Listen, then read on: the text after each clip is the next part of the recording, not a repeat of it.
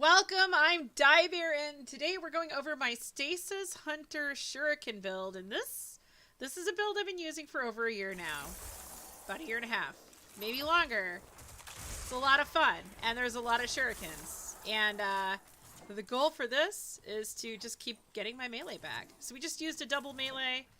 We don't have both back. There are two melees in the Stasis Hunter.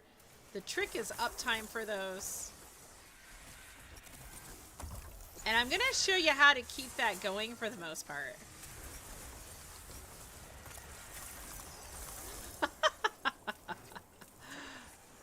It is a lot of fun. But as you can see, we do run out of melees. And it's not something that I could keep up constantly like on my previous build. Bungie has done a great job nerfing ability builds.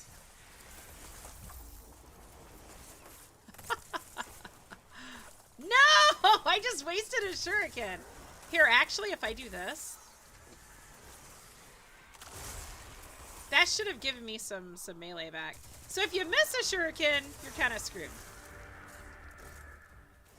There we go. That gave us back some melee energy. Get this guy in the grenade. That gives us our melee back. And boom, there we go. I'm going to do this to this guy.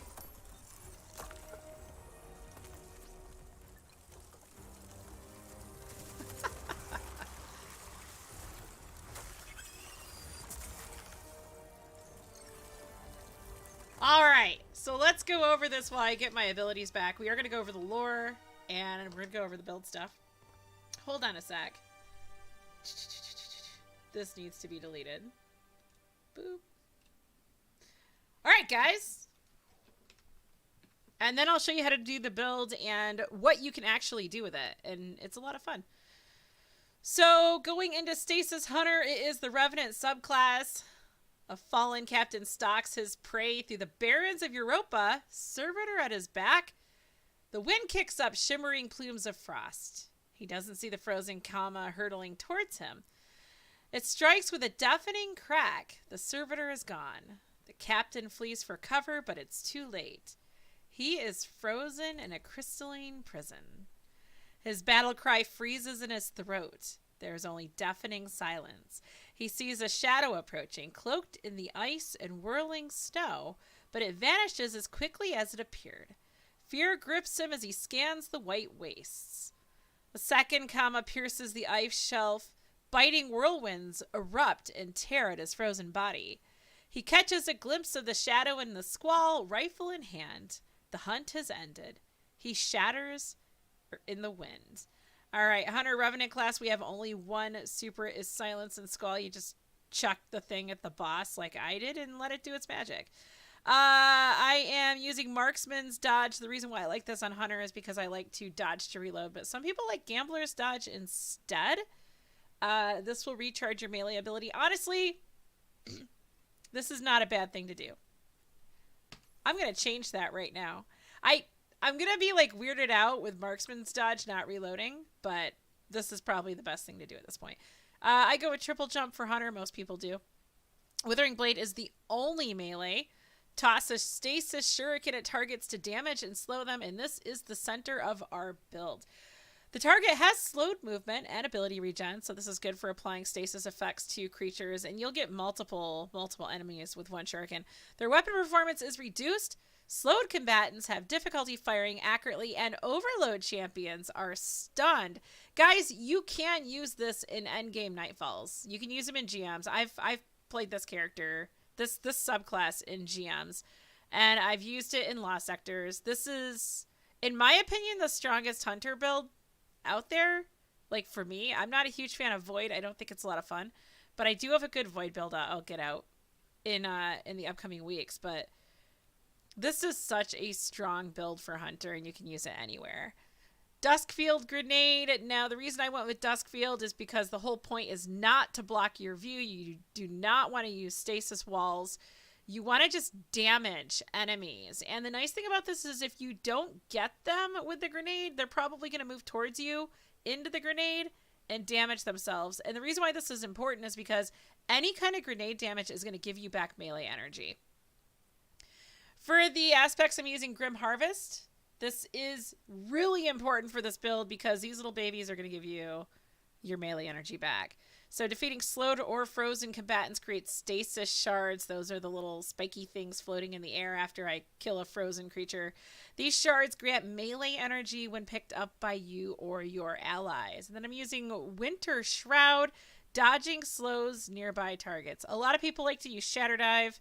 For me, I mean, we're not doing a Stasis Crystal build, so there's really no point in doing Shatter Dive. And also, it's really awkward for me with my setup, so I don't like anything that requires me to jump to melee. It's not a thing for me.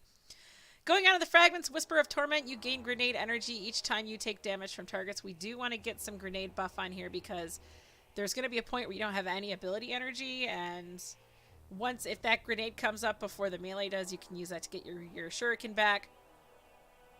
Whisper of Refraction, defeating slowed or frozen targets grants you class ability energy. That dodge is also going to give you melee and possibly grenade energy back, depending on what I went with on this setup. I can't remember exactly what I'm using because they changed the mod so much, so this build is one that I tested quite a bit this last weekend. Collecting a Stasis Shard grants a small amount of Overshield. This is Whisper of Rhyme. Yes, you're going to be running in, you're going to be going deep, so you want that Overshield. It falls off after 10 seconds. Collecting additional shards adds the Overshield and refreshes the timer, so, you know, constant Overshields are nice.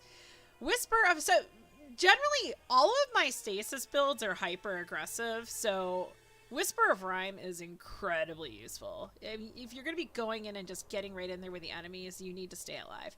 Whisper of Hunger, increasing the melee energy gain from picking up Stasis Shards, so this is increasing the effect of Grim Harvest. And then Whisper of Bonds, defeating frozen targets grants you super energy.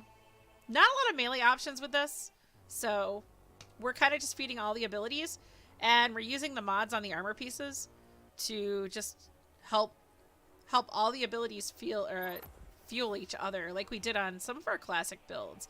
Mask of BAKRIS is the center of this build. This is my favorite hunter exotic, and I'll admit, this is one of the biggest reasons why I use Stasis Hunter, because I just love this thing. So the armor perk is Light Shift. It replaces the Stasis subclass dodge ability with a longer range, faster moving shift that you can actually control the direction of it. It partially cloaks you during use. After shifting, your arc weapons deal increased damage. I don't have arc weapons on this character right now, but we're not really using arc weapons. We're not using weapons. We're trying to use shurikens.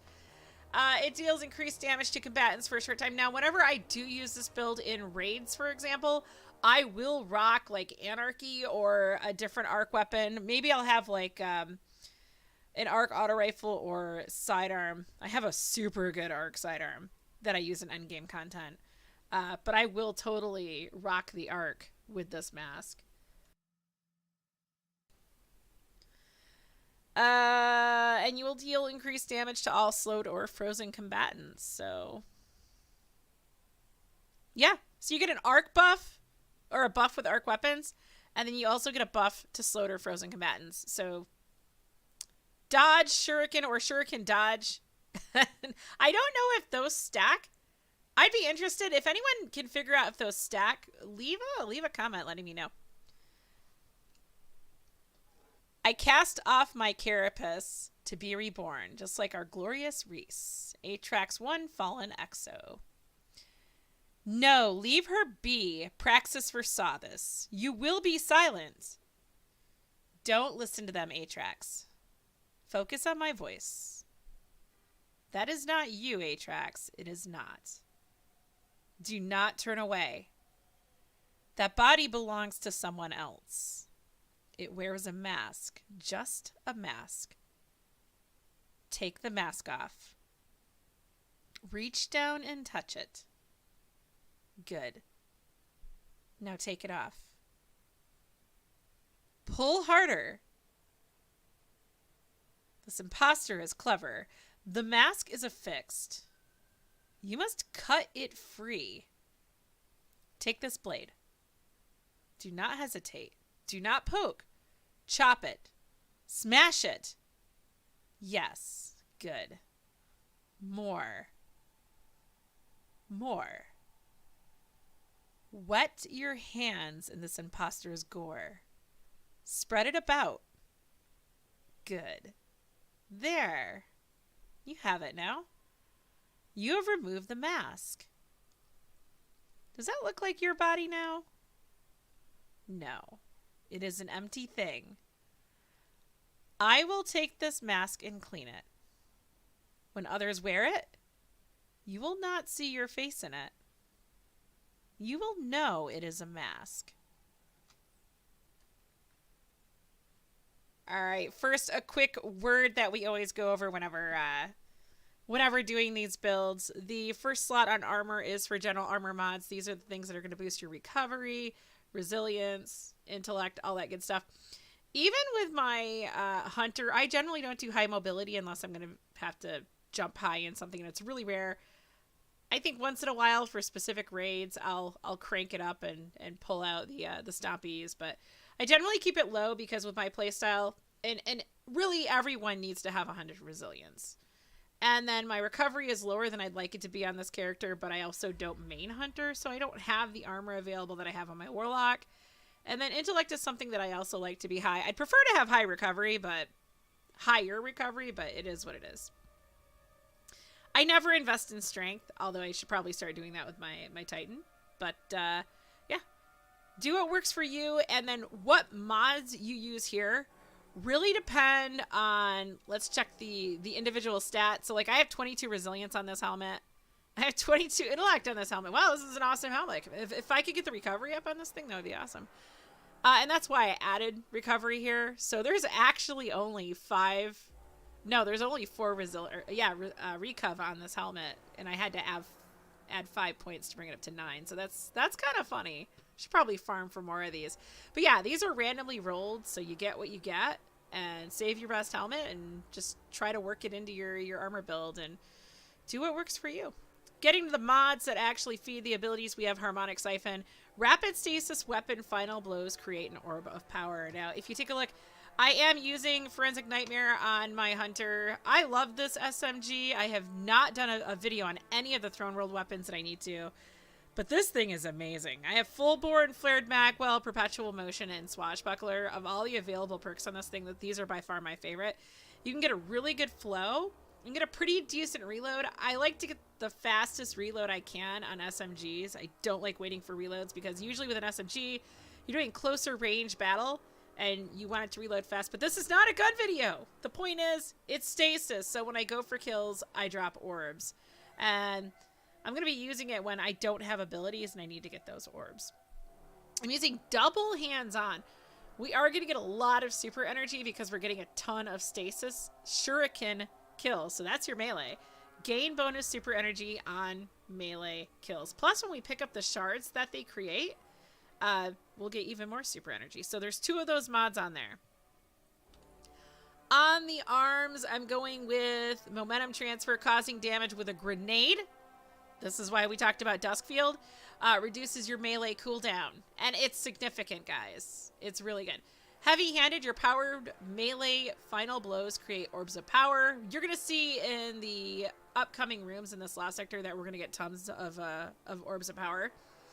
I played around with stacking these in different variations of the different mods in here, and this is really the best combination I could come up with. Sadly, of note, melee kickstart does not work at all on the Stasis Shuriken. And I did some research on this, and apparently the kickstart doesn't work on abilities that have double charges. So you start off with 2 Shuriken charges, and that's why it doesn't work. It really sucks that they disabled it. You used to have heavy-handed that worked with this, but that's gone. And I think they still have heavy-handed. Yeah, they changed heavy-handed into an orb of power mod instead of giving you back like 60 or 70% of your ability. I did go with grenade kickstart to give me back grenade energy. We only have 1 grenade charge. And apparently this doesn't work with double grenades either. But someone says it works on Warlock. So that's something to test for a future build video. But yeah, this is here. We want to make sure we're getting that grenade back because every time we run out of shurikens or we miss a shuriken, which is going to happen, we're going to need to get that charge back.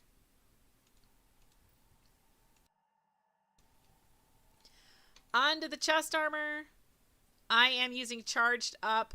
I don't really like the armor charges this season. As you can tell, they're not really on. But I want to keep this thing up. I want to keep Grenade Kickstart up. And the only way to really do that is to make sure we're stacking charges. So I put charged up on. This increases the maximum number of stacks you can carry by 1. And then I have sniper damage resistance here. This really depends on your activity. You could also go with an affinity or a burn, a damage type. You could go with concussive dampener, but usually sniper resistance or melee damage resistance. But this is a build that you're going to be using at range for the most part, so sniper damage resistance could be perfectly fine. And then going on to the legs, we have Absolution, reduces all ability cooldowns each time you pick up an orb of power. We have double Absolution on here.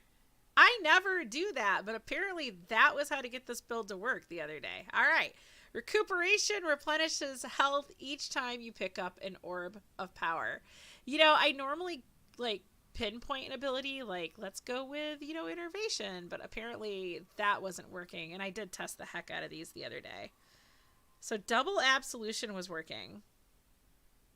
Also, another note, better already is this used to be on Void legs while Recuperation was on Solar legs. Always go with Recuperation. It automatically gives you 50% of your health back for each orb of power that you pick up. Better already begins regenerating. You're going to hear this in every build video.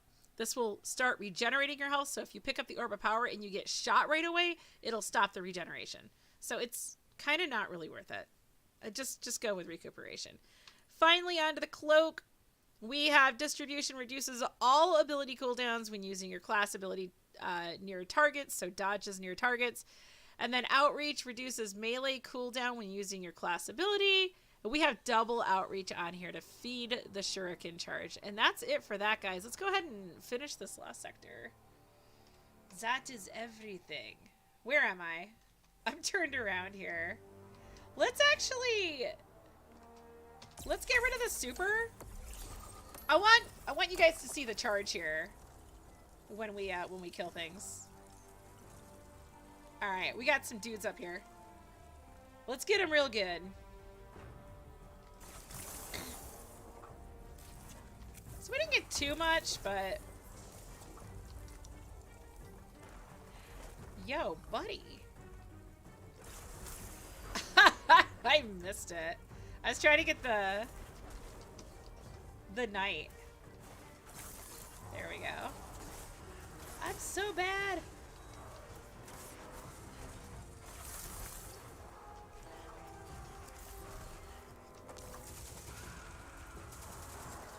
Okay, that ogre needs to suck it. Ah! Oh, I need those crystals. There we go.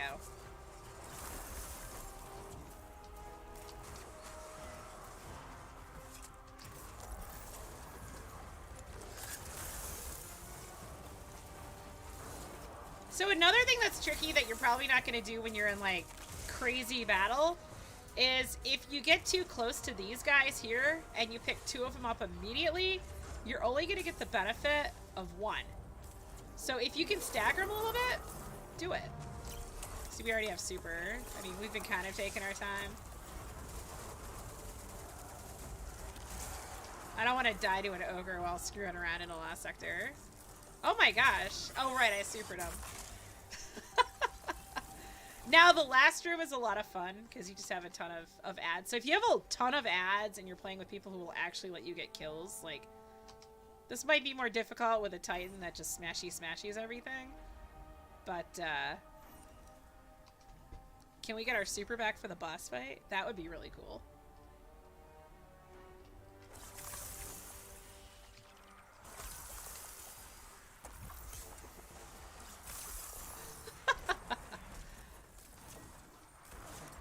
Just a little bit of delay between crystals.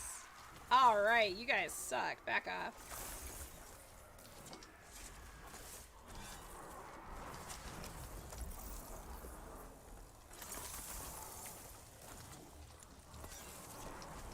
not getting my dodge back.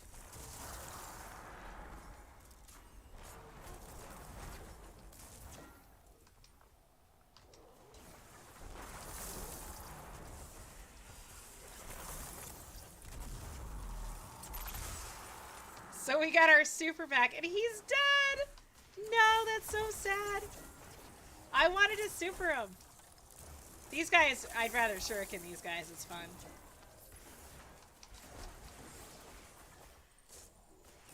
It's hard, though, when they get in your face.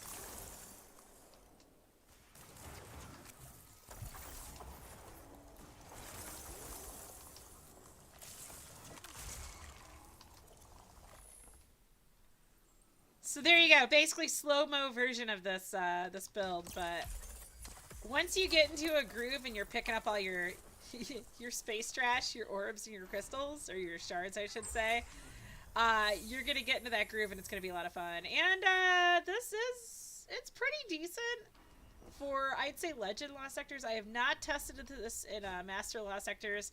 I do know abilities on the Warlock are way better now than they used to be. I'm really surprised by how good Arc Souls are, for example, in GM Nightfalls. There you have it, guys. Thanks for watching. Let me know what you think, and if you guys get an answer to the question I asked earlier, I'll pin the comment.